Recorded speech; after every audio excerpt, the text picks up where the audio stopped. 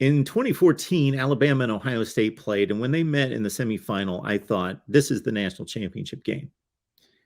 I don't come anywhere close to feeling that strongly about this game, but I think in some ways, you know, where do you place this game versus the TCU Michigan matchup and your thoughts about their levels of play? There's so much debate about TCU. Are they worthy? Are they really that good?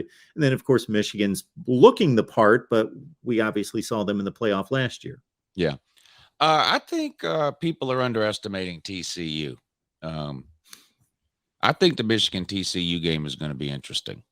Yeah. Uh, I think Michigan probably ends up covering and winning by double digits, but you've watched TCU play this year. If you're a Michigan fan and you're up 17 points in the third quarter, are you comfortable? No, No. no. I wouldn't want to play TCU because you have to sweat the whole game because I mean they'll score. They love being down 3 scores in the second half. They love it. The other interesting thing about that game is Michigan's kind of a second half team this year too. A lot of the times Yeah. they've had some slow starts. Sort TCU kind of the same way. Michigan hasn't had to come back from all those deficits like that, but Michigan has definitely played better in the second half this season in most games than they have the first half. Same with TCU. So I don't know what you make of the first half of that game after you watch it.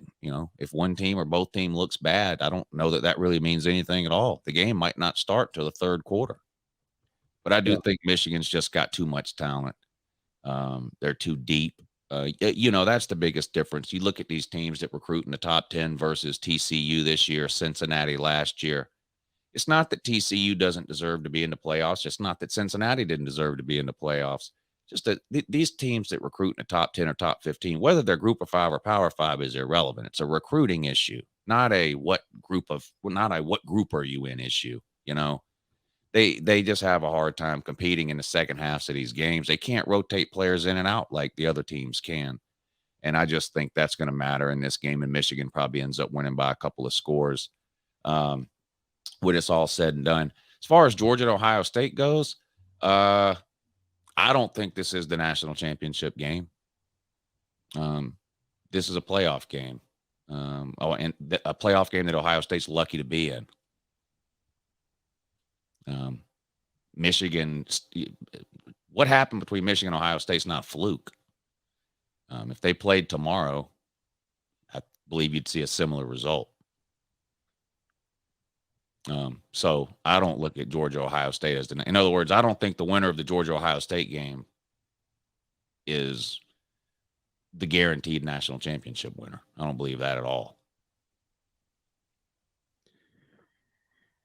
Yeah, it's really surprising and funny in some ways what Vegas, how they kind of interpret all this and how they spit out their numbers. Because I've seen an Ohio State Michigan rematch would stand as an Ohio State 3-point favorite status, which seems a bit crazy based on what we saw a few weeks ago in Columbus.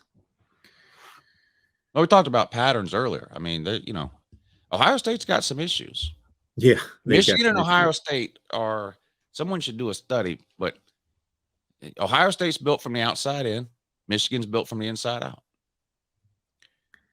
And it appears to me that inside out is the way to go.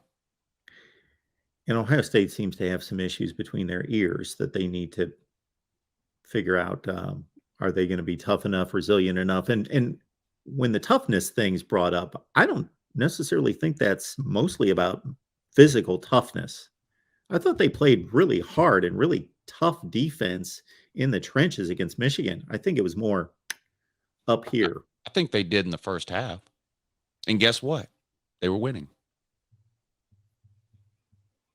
Yeah, they were. They gave up 2 yards a carry in the first half, and they were winning.